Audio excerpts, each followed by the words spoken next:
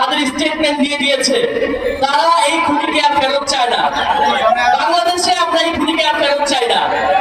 আমরা অনেক জায়গা থেকে শুনতে পারি যে আওয়ামী লীগ ফেরত আসবে কিনা এটা আওয়ামী লীগের সিদ্ধান্ত, আওয়ামী লীগ ফেরত আসবে কিনা সেটা এই বাংলাদেশের রাজনৈতিক দলগুলোর সিদ্ধান্ত। আমি বলি এই সিদ্ধান্ত আওয়ামী লীগের না, এই সিদ্ধান্ত এই দেশের রাজনৈতিক দলগুলোর না, এই সিদ্ধান্ত আপনি আমি আমাদের মতন জনগণের। এই সিদ্ধান্ত যে শহীদ মা তার ছেলেকে হারিয়েছে সেই মায়ের। এই সিদ্ধান্ত আমাদের সামনে যে বসে আছে আমাদের আহত ভাই বোনরা যারা পা হারিয়েছে, চোখ হারিয়েছে তাদের।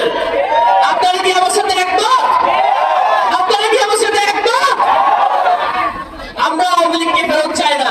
আমাদের বুকের রক্ত, আমাদের পানির তৃষ্ণা এখনো মিটে নাই। প্রয়োজন হলে আবারও আমরা আবু সাইদের মতন বুক পেটে আবারও মুক্তের মতন পানির বোতল হাতে নিয়ে রাজপথে নামবো। এই ফ্যাসিস্টের বিরুদ্ধে আওয়ামী লীগের নিষিদ্ধের কোনো বিকল্প হবে না। সেটা হোক রিফাইন আওয়ামী লীগ বা যে কোনো ধরনের আওয়ামী লীগই হোক না কেন, আমরা আওয়ামী লীগকে এই জায়গায় আর ফেরত চাই না।